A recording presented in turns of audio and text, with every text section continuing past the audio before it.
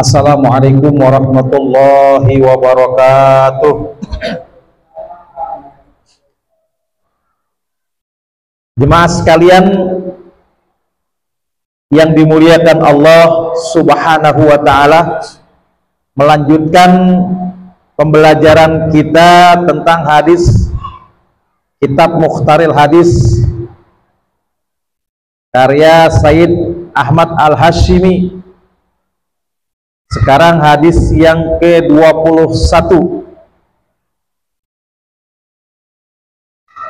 Baginda Rasulullah Muhammad sallallahu alaihi wasallam pernah bersabda yang diriwayatkan oleh Imam Ahmad an Abi Hurairah. Riwayat Imam Ahmad dari Abi Hurairah.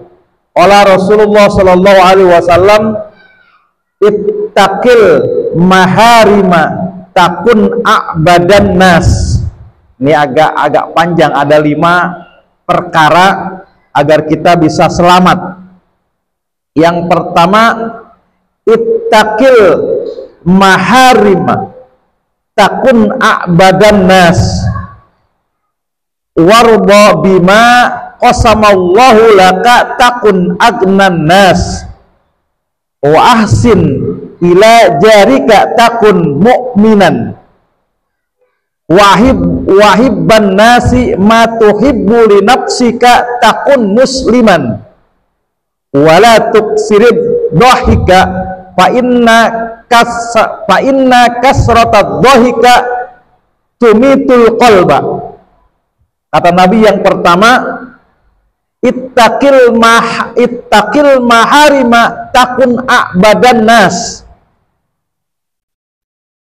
Bertakwalah kepada Allah, takutlah kepada Allah, berhati-hatilah akan perbuatan haram, jauhilah perbuatan haram. Jadi ibadah itu kan ada 2.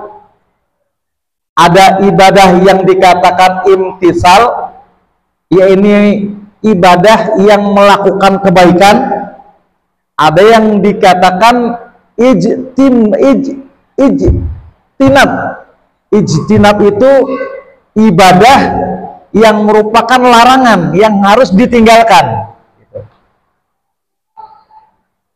Kalau imtisal itu misalkan nolong orang, amal ma'ruf bahasanya. Nah, yang harus ditinggalkan ijtinab itu yang melanggar, berjudi, berzina, perbuatan yang nggak baik lah yang harus ditinggalkan. Nah, ini takutlah kepada Allah, jauhilah perbuatan haram, ittaqil maharima takun a'badan nas. Maka engkau dikatakan orang yang paling berbaik ibadahnya di antara manusia yang lain.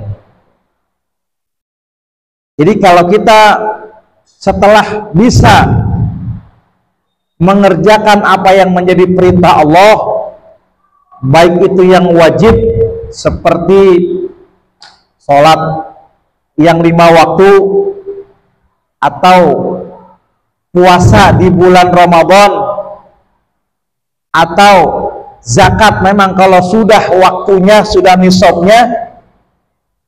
Ada perintah lain, ya ini tinggalkan yang haram, jauhi yang haram. Maka engkau dikatakan orang yang paling baik ibadahnya di antara manusia yang lainnya. Kan di kalangan kita ada sholat mas sholat, tapi maksiat belum bisa ditinggalkan. Sholat mas sholat, tapi judi masih jadi hobinya. Sholat mas puasa sama puasa, tapi gibah jalan terus. Nah, itu belum dikatakan orang yang baik ibadahnya. Tapi kalau kita sudah bisa menjauhi apa-apa perbuatan yang diharamkan oleh Allah Subhanahu wa ta'ala, maka kita dikatakan manusia yang paling baik beribadah di antara manusia yang lainnya.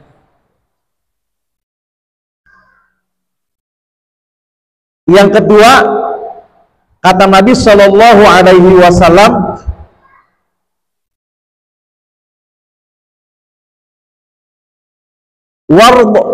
wardo bima qasamallahu laka takun agnan nas. Orang yang kaya bukanlah orang yang paling banyak duitnya. Orang yang kaya bukannya orang yang banyak kontrakannya, yang banyak punya perusahaan. Tapi yang dikatakan kaya yaitu orang yang menerima ikhlas dengan apa yang diberikan dari Allah atas dia.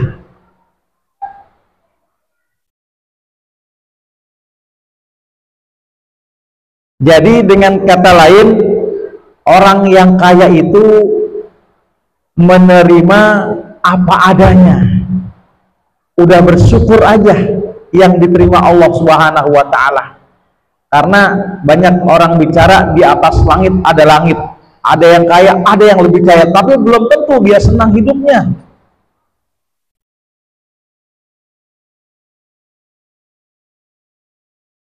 Nabi pernah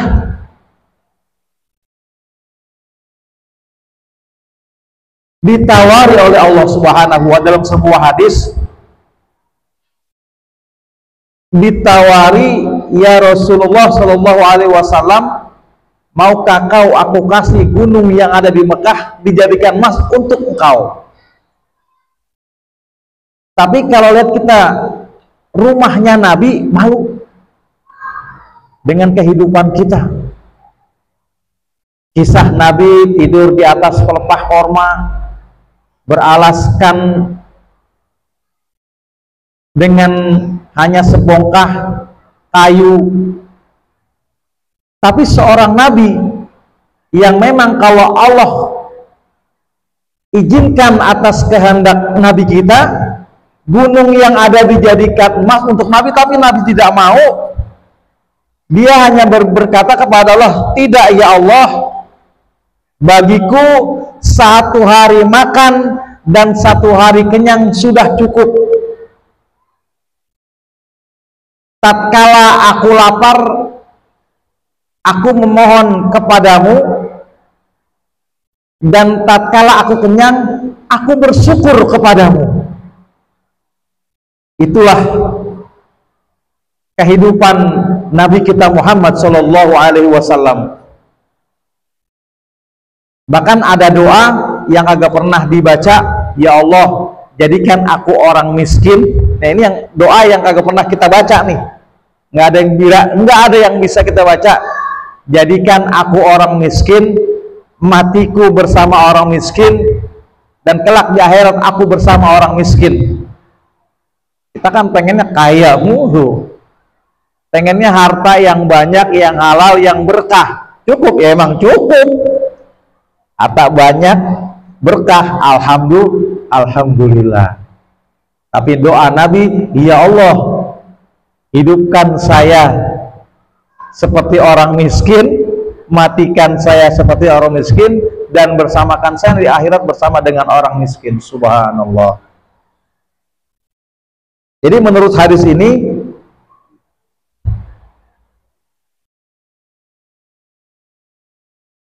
dalam hadis lain diriwayatkan,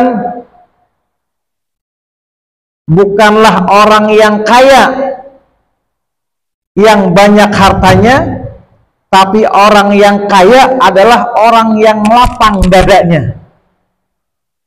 Biarin orang mau ngapain kek, biarin orang punya mobil kek, yang penting gue mah seneng aja lihat dia seneng. Biarin, yang penting bisa ibadah dengan tenang. Jemaah sekalian yang dimuliakan Allah Subhanahu wa taala, kadang kita suka melihat orang dari materi. Oh enak banget dia mah, kemana-mana ada mobilnya. Padahal belum tentu asal akhir bulan dia mikirin buat bayar cicilan. Mana lagi cicilannya ini? Oh enak banget dia mah ya, kontrakannya banyak. Kayaknya kehidupan belum tentu juga. Kontrakannya banyak, anaknya sering masuk rumah sakit. Anaknya naudzubillah berurusanmu sama polisi. Dihitung-hitung mending kita juga ya yang hidup apa adanya. Maka sering-seringlah bersyukur kepada Allah Subhanahu wa taala atas nikmat yang begitu banyak yang Allah berikan kepada kita, sehingga kalau kita bersyukur dada kita jadi lapang. Itulah yang dikatakan kaya. Alhamdulillah, masya Allah bisa sholat jamaah. Syukuri. Belum tentu yang kaya bisa sholat jamaah. Belum tentu. Mungkin sekarang dia lagi nagih. Ada yang janji tanggal sekian, janji kagak datang, dia paranin. Daripada orangnya pergi, pasti. Padahal udah masuk maghrib, dia mau berangkat. Saya mau berangkat Pak, saya tungguin. Masya Allah. Itulah. Dengan kita bersyukur, ya Allah, alhamdulillah bisa sholat jamaah yang pahalanya Allah lipat gandakan sampai 70 kali derajat, 27 derajat. Dilanjutkan dengan istiqomah taklim setiap Rabu malam yang pahalanya apabila duduk di majelis taklim sama dengan nyembayangin 1000 jenazah, jenguk orang sakit 1000 orang sakit, sholat 1000 rakaat. Ayo gabungin itu semua, apa nggak banyak banget pahalanya? Ya Allah, alhamdulillah ya Allah. Jadi kalau kita bersyukur, kita merasa ada, ya Allah, kaya kita ternyata. Alhamdulillah ya Allah, badan sehat.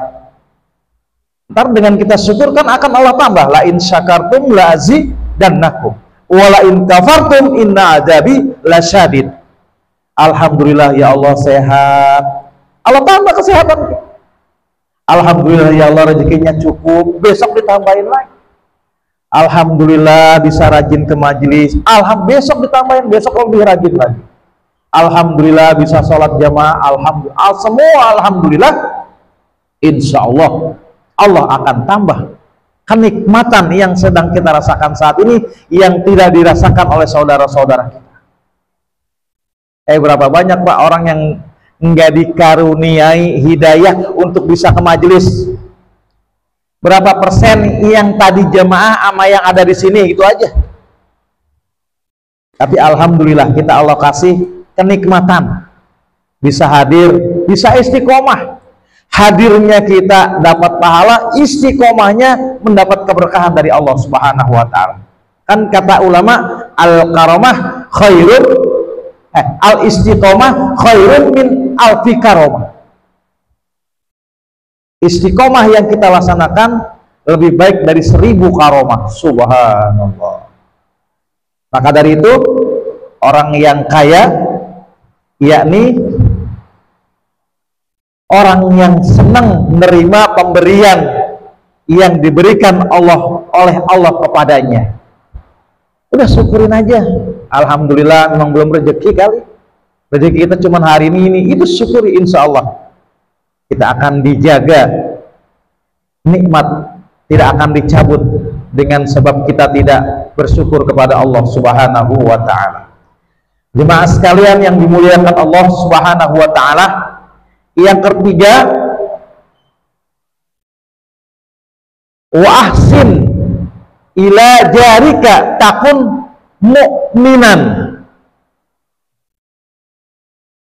Orang yang dikatakan beriman, mempunyai nilai iman di dalam hatinya, akan melakukan kebaikan terhadap tetangganya, atau berbuat baiklah kepada tetanggamu.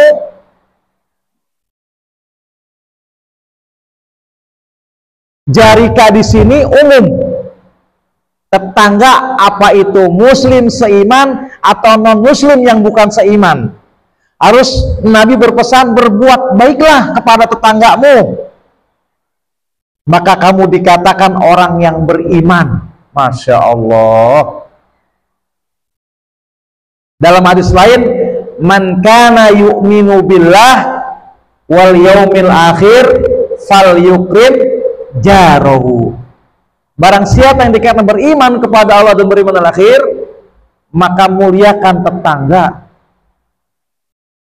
Kalau masak makanan yang enak, kalau memang sedikit airnya banyakin, dia tetangga sampai segitunya, kebagian dikit-dikit mah, punya perasaan sama tetangga. Dan akhlak Nabi yang perlu ditiru dan bisa merubah keyakinan seorang non-muslim menjadi beriman kepada Allah Subhanahu wa ta'ala. Suatu ketika Nabi sedang duduk-duduk, ada iring-iringan gotong jenazah. Saat itu Nabi berdiri. Siapa yang digotong? Lah orang mati ya Rasulullah. Iya, siapa maksudnya? Tetangga, non-muslim, Yahudi. Nabi meneteskan air mata. Ya Rasulullah, kenapa engkau meneteskan air mata sedangkan itu yang meninggal bukan orang muslim? Aku takut dia tidak selamat dari api neraka. Sampai segitunya, Masya Allah, Nabi simpati, khawatir karena tetangga. Aku meneteskan air mata, aku takut dia tidak selamat dari api neraka. Orang tuanya yang non muslim atau Yahudi wafat, Rasulullah nangis lantaran peduli ya tetangganya. Anaknya yang merupakan anak yang non muslim dapat hidayah karena melihat Nabi akhlaknya begitu baik terhadap tetangga sampai nangis mengucurkan air mata, berkata aku takut dia tidak mendapat selamatkan. Anaknya bersahadat, dapat hidayah menjadi masuk Islam. Subhanallah walhamdulillah. Itulah akhlak Nabi kita Muhammad sallallahu alaihi wasallam.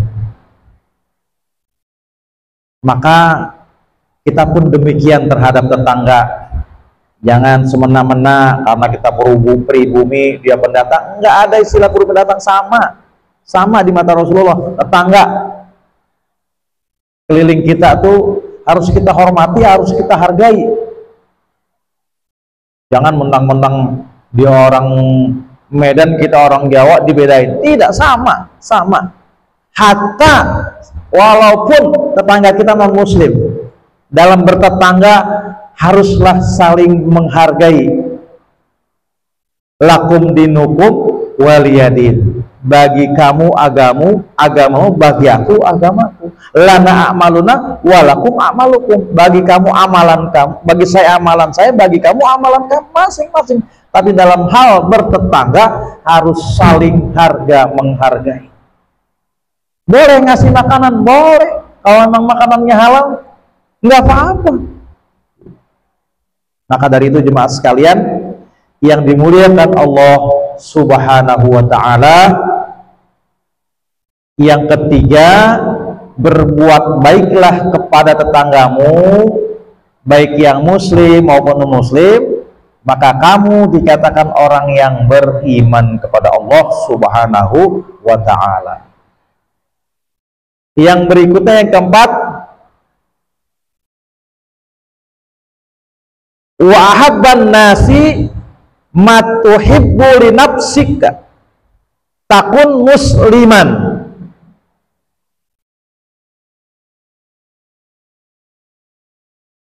Mencintai muslim yang lain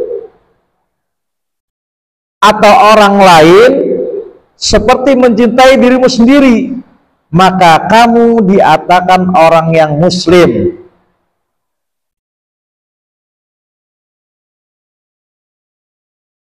Ada hadis, la yu'minu ahadukum hatta yuhibbu li nafsik.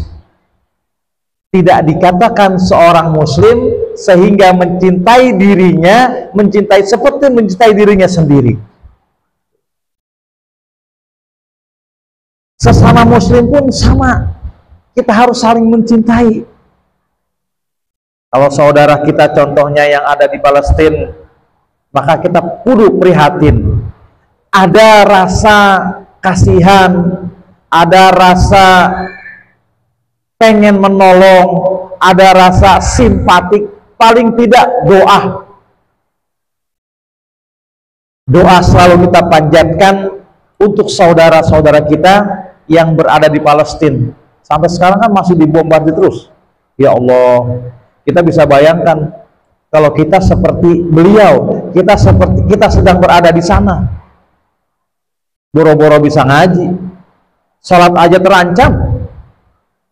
Itulah Islam. Pengen dikatakan orang yang beriman, yang muslim, maka cintai orang lain seperti mencintai diri sendiri. Ada sebuah kisah sahabat yang bernama Tolha.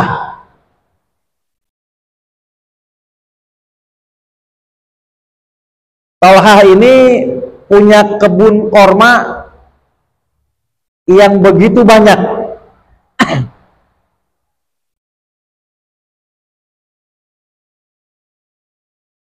Tiba-tiba dia ingin bersedekah, diambillah kormanya yang sisa-sisa, kormanya yang kurang bagus, diserahkan kepada Nabi.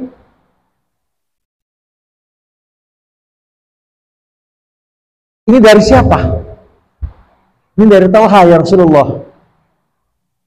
Dilihat ngirimnya kepada Nabi, tapi yang dikirim korma yang kurang bagus, katakanlah korma yang sisa-sisa lah.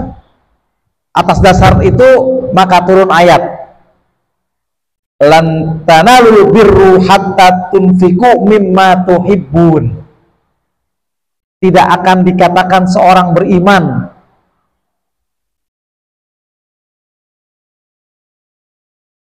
sehingga dia memberikan apa yang menjadi kesenangannya, apa yang menjadi kesukaannya. Tolong sampaikan ke Tolha.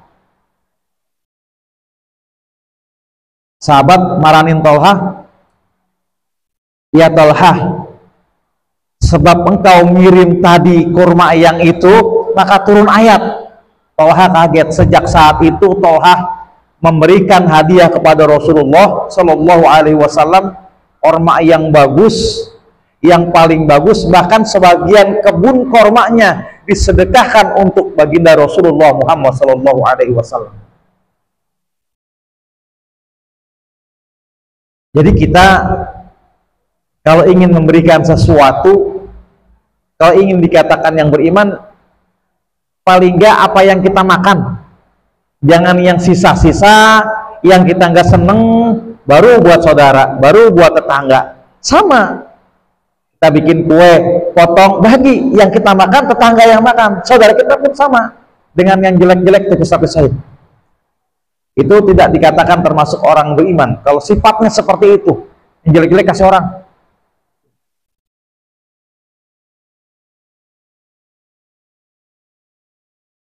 Dan yang terakhir, yang kelima,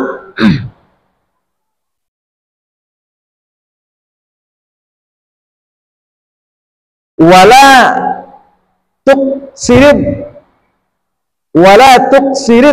dohika fa inna kasratat dohika tumitul qalba. Ini sering terjadi zaman sekarang. Jangan sering-sering terlalu banyak ketawa. Jangan sering-sering terlalu banyak bercanda. Bahwa sesungguhnya banyak ketawa, banyak bercanda akan mematikan hati. Pesan Nabi Subhanallah. Kita kan sekarang ketawa itu ada yang buat dijadikan profesi, bikin orang ketawa tuh, kayak stand up, tugasnya bikin orang ketawa. Bukan Nabi ngelarang ketawa, boleh. Bukan Nabi ngelarang bercanda, boleh.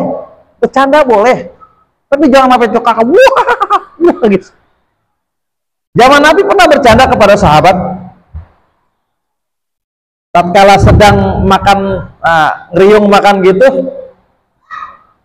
Memang waktunya waktu sore yang sudah sedang capeknya, duduklah. Ada sahabat Nabi, Sayyidina Umar, Sayyidina Utsman, Sayyidina Ali, Rasulullah, sahabat yang lainnya. Nah, digelarlah korma azwa. Biasa yang makan kan habis makan kulitnya bijinya ditaruh tuh. Nah, Sayyidina Ali saking lahapnya mungkin capek, dia makan lebih banyak di antara yang lainnya. Yang lain tahu dong Sayyidina Ali makan lapar amat gitu. Nah, maksudnya bercanda, memang bercanda ala Rasul dan sahabat. Sisa makanan yang banyak itu karena mungkin malu atau kenapa digeser ke Rasulullah SAW. Karena memang persis duduk Sayyidina Ali berdampingan dengan Rasulullah. Digeser biji kurma yang dimakan tuh, ambil makan, bercandain sama Sayyidina Ali. Rasulullah lahap amat, makan paling banyak bahasanya gitu. Ngelihat bijinya, udah yang lain tahu Ali makan paling banyak, Rasulullah nyengir aja. Yang lain juga semua tahu bahasa gitu. Yang paling lahap tuh kamu. Buktinya bijinya aja kagak ada, kamu makan, oh ketawa kan? Kamu saking laparnya, saking lahapnya sama biji-bijinya kamu makan, kalian ketawa, jadi suasana jadi terbuka. Masya Allah. Sayyidina Ali pengen ngecengin Rasulullah, bijinya paling banyak kan karena digeser makanannya ke Rasulullah. Rasulullah cerdas, yang lapar kayaknya kamu dah katanya. Yang lain makan bijinya dilepas, tapi kamu mau biji-bijinya. Ya Allah, subhanallah. Itulah canda Rasulullah Shallallahu Alaihi Wasallam dengan para sahabat. Tapi di sini Nabi berpesan, jangan terlalu banyak ngakak, jangan terlalu banyak ketawa, bercanda, karena sesungguhnya banyak ngakak, banyak ketawa, banyak bercanda akan mematikan hati. Hati kalau udah mati, naudzubillah, nggak dengar kate kalau bahasa Jawa. Kalau bahasa Betawi nggak dengar kate, susah masuk nasihat, mati hatinya. Dibilang Nabi begini, wah, Nabi, oh iya kalau udah nggak dengar kate ya begitu. Suruh sholat, galakan dia. Suruh puasa, galakan dia. Mati hatinya, naudzubillah, summa naudzubillah. Jemaah sekalian bukan Allah Subhanahu wa taala, hadis riwayat Ahmad, Imam Ahmad dari Abu Hurairah. Jadi kesimpulan dari 5 hadis tersebut, perbuatan yang harus kita hati-hatikan. Yang pertama, kita setelah bertakwa kepada Allah, agar Nabi wanti-wantikan untuk meninggalkan yang haram, karena memang itu perbuatan kalau ngerjain perintah ibaratnya lebih sulit, lebih mudah. Ngerjakan perintah lebih mudah daripada ninggalin maksiat. Nabi wanti-wantikan, apalagi zaman sekarang Nabi sudah wanti-wantikan tentang meninggalkan yang haram itu. Kata Nabi dalam hadis Bukhari, innal halal bayyin wa innal haram bayyin wa bainahuma amurun mustabihatun. Sesungguhnya yang halal itu jelas, yang haram itu jelas. Di antara keduanya ada perkara yang subhat, yang masih samar-samar, yang tidak diketahui oleh banyak orang. Masih ada itu perkara yang syubhat itu. Orang kalau nggak ngaji nggak tahu. Maka itulah pentingnya ngaji. Nabi sabdakan, tolabul faridatun. Faridatun aja orang udah banyak yang enggak, apalagi cuma sekedar sunnah. Fardu itu wajib. Kalau nggak dikerjakan dosa. Fardu.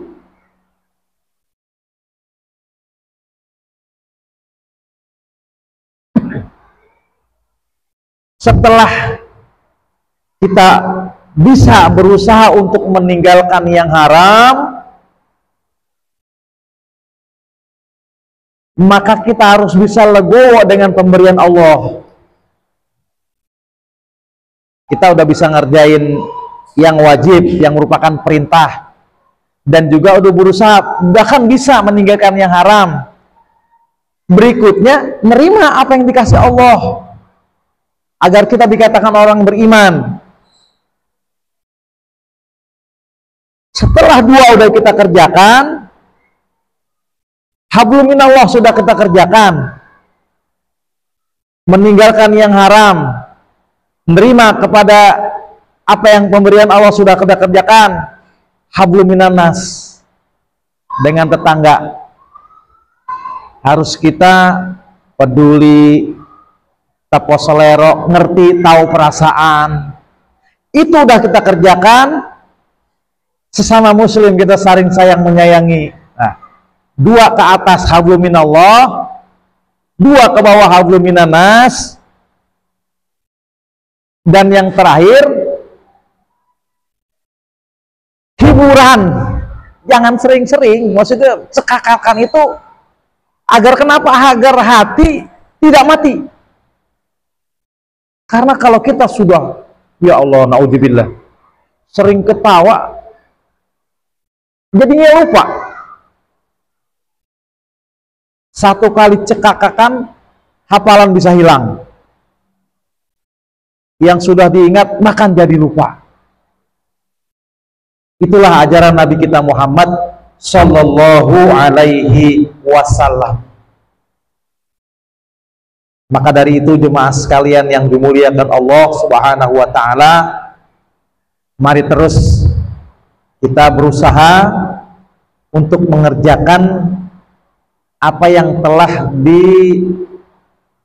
diajarkan oleh Nabi kita Muhammad Sallallahu Alaihi Wasallam. Insya Allah, hakul yakin, kalau kita masih berpegang teguh kepada ajaran Nabi kita Muhammad Sallallahu Alaihi Wasallam, lebih-lebih yang 5 ini, insya Allah hidup kita akan selamat. Selamat di dunia karena berlaku adil, berlaku baik terhadap tetangga, terhadap sesama. Dan jalan kita, jalan yang diridhoi Allah Subhanahu wa Ta'ala, insya Allah di dunia selamat, di akhirat pun kita akan selamat, diselamatkan oleh Allah Subhanahu wa Ta'ala. Maka jemaah sekalian bukan Allah Subhanahu wa Ta'ala, itulah hadis yang ke-21 yang diriwayatkan oleh Imam Ahmad dari Abu Hurairah. Mudah-mudahan hadis demi hadis kita baca dengan istiqomah terus, insya Allah kita termasuk golongan orang-orang yang dicintai Allah dan Rasulullah Sallallahu Alaihi Wasallam. Semoga Allah yang Maha Ghafur akan senantiasa mengampuni dosa dan kesalahan kita, dosa dan kesalahan ibu bapak kita, guru-guru kita, saudara-saudara kita, dan kita mohon terus kepada Allah, semoga anak-anak kita Allah jadikan anak yang soleh dan soleha, anak yang berguna bagi agama, nusa dan bangsa, berbakti kepada Allah dan kepada kedua orang tua. Al-Hadihiyah. Al-Fatihah. A'udzubillahi minasyaitonirrajim. Bismillahirrahmanirrahim. Alhamdulillahirabbil alamin arrahmanir rahim maliki yaumiddin. Iyyaka na'budu wa iyyaka nasta'in ihdinas siratal mustaqim siratal ladzina an'amta 'alaihim ghairil maghdubi 'alaihim waladdallin. Amin. Ya arhamar rahimin irhamna, ya arhamar rahimin irhamna, ya arhamar rahimin irhamna. Allahumma bihaqqil Fatihah wa bisiril Fatihah wa bi karamatil Fatihah iftah lana abwabal khair waj'alna min ahlil khair ya rabbi bil mustafa balligh maqasidana waghfir lana ma madha ya wasi'al karami dawahum fiha subhanakallahumma wa tahiyatum fiha salam wa alhamdulillahi rabbil alamin subhanakallah bihamdik asyhadu an la ilaha illa anta astaghfiruka wa atubu ilaik. Assalamualaikum warahmatullahi wabarakatuh.